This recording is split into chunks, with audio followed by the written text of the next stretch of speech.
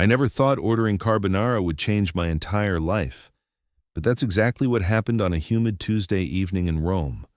I was sitting alone at a tiny trattoria near the Pantheon, sweating through my shirt, squinting at a menu that might as well have been written in ancient hieroglyphics. 26 years old, first solo trip abroad, and I couldn't even figure out if I was about to order pasta or pig intestines. That's when I heard his voice.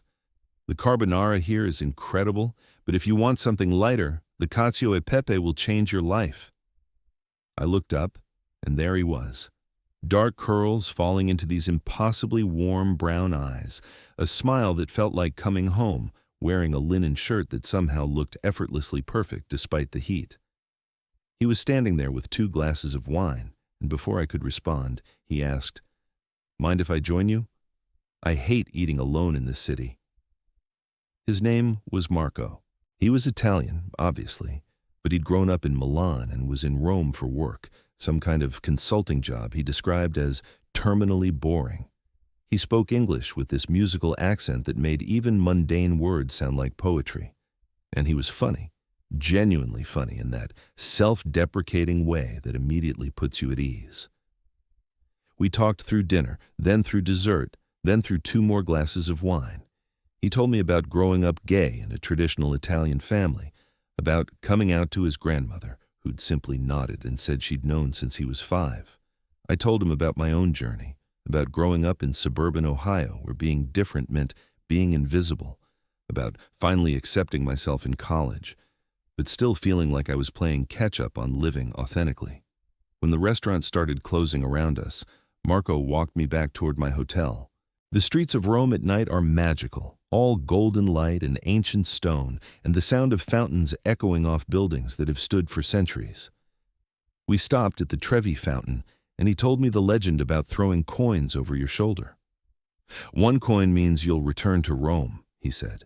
2 coins means you'll find love. 3 means you'll marry.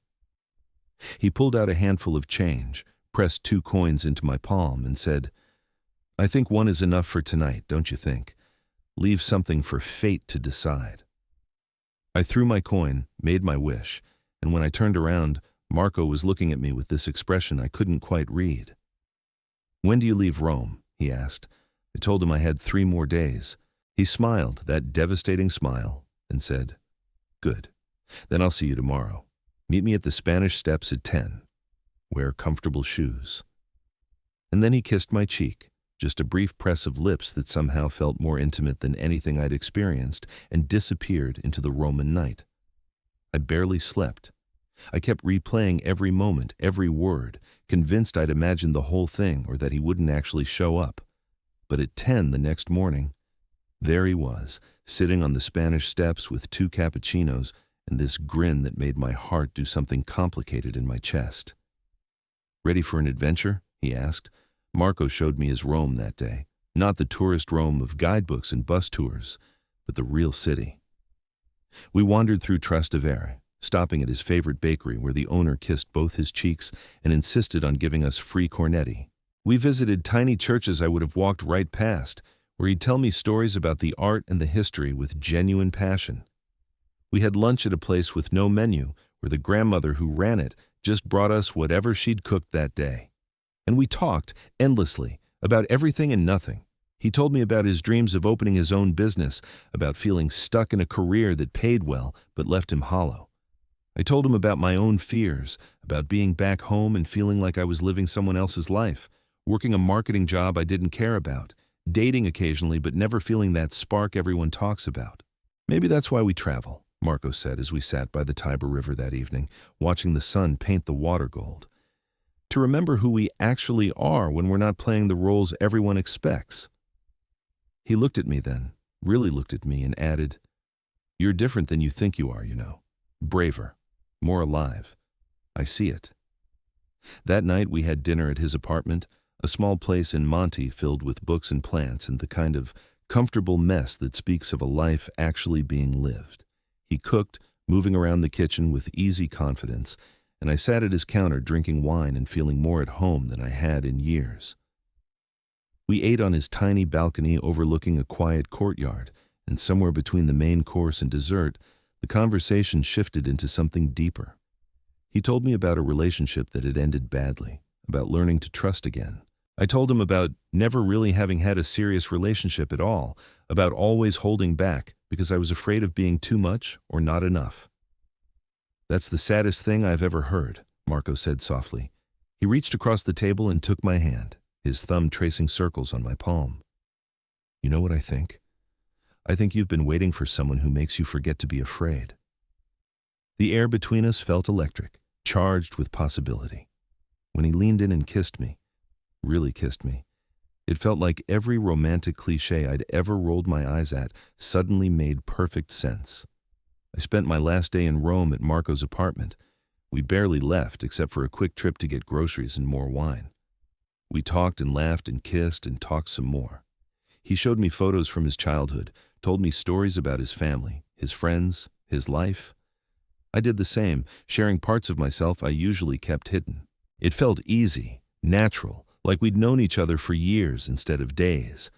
But underneath all of it was this growing dread because I was leaving the next morning, flying to Barcelona for the next leg of my trip, and this beautiful, impossible thing we'd stumbled into had an expiration date. That night, lying in his bed with the windows open and the sounds of Rome drifting in, Marco said, "Come to Barcelona with me." I laughed, thought he was joking, but he propped himself up on one elbow and looked at me seriously. "I'm not kidding. I have vacation days I never use. You're going to Barcelona anyway. Let me come with you. Let's see what this is." I should have said no. It was crazy, impulsive, the kind of thing that happens in movies but not real life. But looking at him in the dim light, feeling more myself than I'd ever felt, I heard myself say yes. Barcelona was a revelation. If Rome had been about discovery, Barcelona was about freedom. We rented a small apartment in the Gothic Quarter, and for 5 days, we lived like we belonged there. We'd wake up late, tangled together, and spend mornings exploring the city. Marco knew Barcelona almost as well as Rome, had visited many times, and he showed me everything. We got lost in the narrow streets of the Barri Gòtic, spent an entire afternoon at Park Güell, had dinner at midnight because that's when Barcelona eats. We went to the beach at sunset, and he taught me Italian phrases that were definitely not appropriate for polite conversation. We laughed so much my face hurt. But it was the quiet moments that got me. The way he'd reach for my hand automatically when we walked, how he'd kiss my shoulder while I was brushing my teeth, just because. The way he looked at me sometimes, like he was memorizing my face. We were falling in love, both of us, and it was terrifying and exhilarating in equal measure. On our last night in Barcelona, we had dinner at a restaurant overlooking the harbor. The food was incredible, but I barely tasted it. Tomorrow Marco was supposed to fly back to Milan, back to his life. I was supposed to continue to Paris, the last stop on my trip. We'd been dancing around the conversation for days, but it was time to face reality. "So," Marco said, swirling wine in his glass, not quite meeting my eyes. "Paris." I nodded, feeling my throat tighten. "And then you go home to Ohio, and I go back to Milan, and this becomes a really beautiful memory." He said it like a statement, but I could hear the question underneath. "Is that what you want?" I asked. He laughed, but there was no humor in it. "What I want is impossible. We live on different continents. We've known each other for 2 weeks. This is crazy." But even as he said it, he was reaching across the table for my hand, holding on like I was the only solid thing in the world. "Come to Paris with me," I said, echoing his words from Rome. He smiled sadly. "I've already pushed my luck with work. I can't." We sat in heavy silence for a moment. Then he added, "But you could come to Milan. After Paris, just for a few days. Meet my friends, see my real life. Maybe that will help us figure out if this is actually real or just vacation magic." So that's what I did. I spent 4 days in Paris, barely seeing the city because all I could think about was Marco. We texted constantly, called every night, and the missing him was physical, an actual ache in my chest. When I finally arrived in Milan, he was waiting at the train station with flowers, actual flowers, looking nervous and happy and perfect. Milan was different. This was his real life, his city, his people. He took me to his favorite coffee shop where the barista knew his order. We had dinner with his friends, who were warm and welcoming and mercilessly teased him about how he couldn't stop smiling.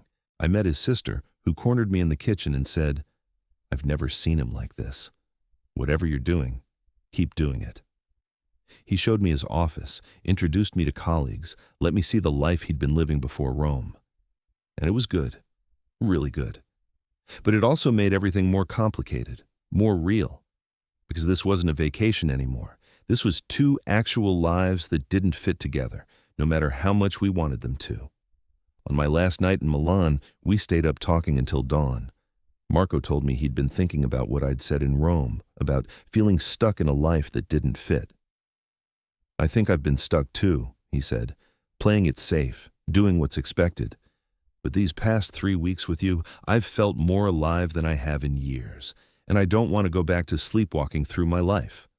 I told him I felt the same way, that going back to Ohio, to my old job, my old life, felt impossible now, that he'd changed something fundamental in me, shown me what it felt like to actually live instead of just exist. "So what do we do?" he asked. I didn't have an answer. Long distance seemed impossible.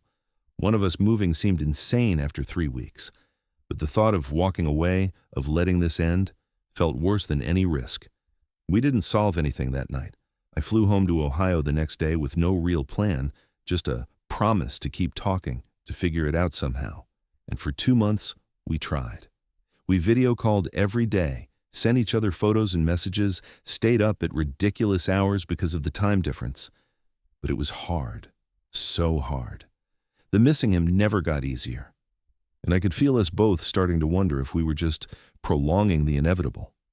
Then Marco called me on a random Tuesday night, 3 a.m. his time, and said, "I quit my job." Just like that, I sat up in bed, heart pounding, and asked what he meant. "I quit," he repeated. "I'm starting my own consulting business. I can work from anywhere. And I was thinking anywhere could be Ohio for a while, to see if this crazy thing we're doing actually works in real life." He arrived 3 weeks later with 2 suitcases and a nervous smile. My tiny apartment suddenly felt full in the best way. We had to figure out everything, all the boring practical stuff that nobody tells you about when they talk about grand romantic gestures. How to split bills, how to give each other space, how to build a life together instead of just a vacation romance. It wasn't always easy. We fought about stupid things, had to learn each other's rhythms and habits and pet peeves. There were moments when I wondered if we'd made a terrible mistake, if the magic only worked in European cities and not suburban Ohio. But then Marco would look at me across our cramped kitchen, or reach for my hand while we watched TV, or kiss me goodnight like it was the most natural thing in the world, and I'd remember why we'd taken this insane leap. That was 8 months ago. Marco's business is doing well. Well enough that we're talking about getting a bigger place together. We're planning a trip back to Italy in the spring so I can meet his grandmother. Last week, he told me he's happier than he's ever been, that taking the risk was the best decision of his life. And I finally understand what everyone means when they talk about finding your person, about love that's worth the fear and the uncertainty and the leap of faith. I think about that night in Rome sometimes, sweating over a menu I couldn't read, having no idea my entire life was about to change. If I hadn't been brave enough to travel alone, if Marco hadn't decided to talk to the confused American tourist, if either of us had been too scared to follow where this was leading. All the tiny choices that led to this, to us, to a life I never could have imagined, but can't imagine living without now. People ask me sometimes if I'm glad I threw that coin in the Trevi fountain, if my wish came true. I always smile and say yes, but the truth is more complicated than that. I wished to return to Rome, but what I got was so much better. I got someone who followed me to 3 more countries and then across an ocean. I got love that started with a translated menu and turned into a life. I got to learn that sometimes the bravest thing you can do is let yourself be found.